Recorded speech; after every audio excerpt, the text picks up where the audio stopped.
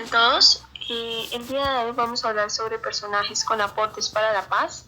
En este caso mi personaje es Jane Addams y pues está presentado por quienes hablan, Laura María Nieto Delgado.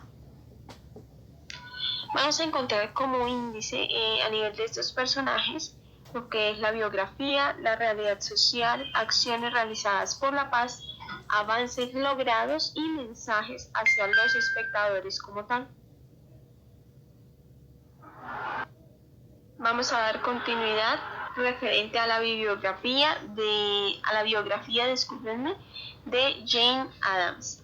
Debemos identificar a esta excelente mujer como una pensadora y activista que influyó mucho en las condiciones de vida de las personas más vulnerables.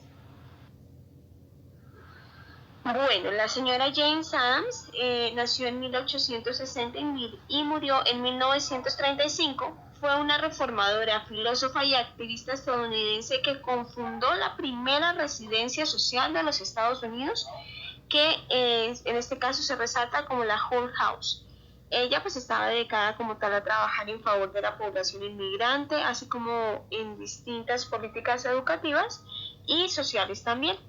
Esta mujer cabe resaltar, fue la primera mujer en ganar el Premio Nobel de la Paz en 1931 y fue la primera filósofa pública del mismo país. O sea, es un dato increíble y importante a resaltar. También tenemos que permaneció pues a nivel de la primera generación de mujeres de la clase media alta, ¿verdad? Esto generaba que tuviera un acceso a una educación superior y pues por ende llevara a tener un pensar diferente y a problematizar las tensiones que se vivían en este caso entre las mujeres a nivel de las demandas sociales y familiares.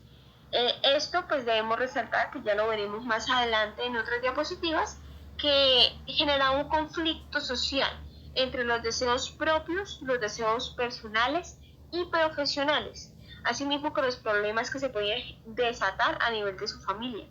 Ella era la más joven de los 5 hermanos, fue criada en los albores de la guerra civil. Debemos resaltar que su madre murió cuando ella estaba en sus primeros años de vida, pero su padre se desempeñó de la mano de Abraham Lincoln como un senador estatal del Partido Republicano de la Segunda Guerra Mundial del siglo XIX. También debemos resaltar pues, que debido a la educación y a los principios, Jane Addams en este caso se forjó una responsabilidad comunitaria en base a derechos humanos y un vínculo civilizatorio a nivel de la ética cristiana y las artes como tal. Resaltamos también que formó parte de la primera generación de mujeres que accedió al nivel de educación alta. Ella logró resaltar a nivel de Rockford Female, que esta fue su escuela como tal desde 1877 hasta 1881. Y pues por ende fue allí donde logró ser la primera estudiante en recibir un grado oficial de esta universidad, lo cual no se había dado en generaciones anteriores y mucho menos de la familia de Jane.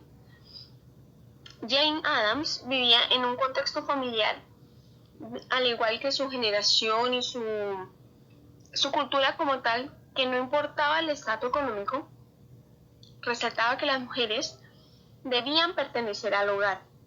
Entonces, hubo un debate moral entre el cual James debía mirar si complacía a su familia por una parte o si se enfocaba en su profesionalismo y en lo que realmente le dictaba su corazón. A nivel de la realidad social, encontrábamos que pues James se consideraba una mujer que participaba en las actividades sociales, pero como lo venía mencionando a nivel de las actividades del hogar, era un sentido contradictorio para ella.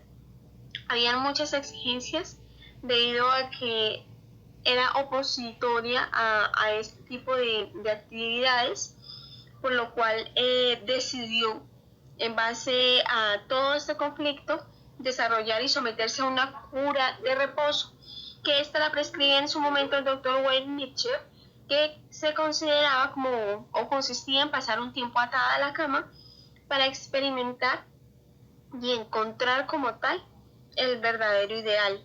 En este caso, pues ella lo llamó como una situación paralizante, en el cual fue un imperativo familiar que se relacionó con el culto doméstico, pero no permitió que Adams siguiera rechazando sus ideales profesionales. Las acciones realizadas por la paz fueron muchas, pero la que cabe resaltar en este documento es la de Hull House. Ella lo llamó así porque se instaló en una residencia ubicada en un distrito donde la clase trabajadora, en este caso de inmigrantes, se alojaban en esa casa y podían realizar sus actividades domésticas y ganar una especie de retribución económica y vivir en ciertas comodidades. Esto generó pues un poco de controversia social, pero fue allí donde gracias a la construcción de Charles Hull en 1856 y la mudanza que se realizó como tal en 1889, que permitió crecer a varios edificios y que forjaran guarderías, gimnasios, cocinas comunitarias y espacios que permitieran a esta población inmigrante crecer como tal.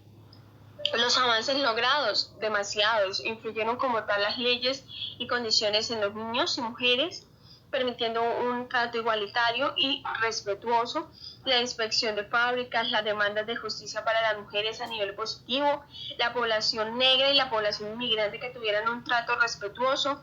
En 1910, Adams fue la primera mujer presidenta de la Conferencia Nacional de Trabajo Social y en 1915 fue la presidenta del Congreso Internacional de Mujeres de La Haya, la cual fue un logro meritorio, y en 1931 fue la primera ganadora del Premio Nobel de la Paz.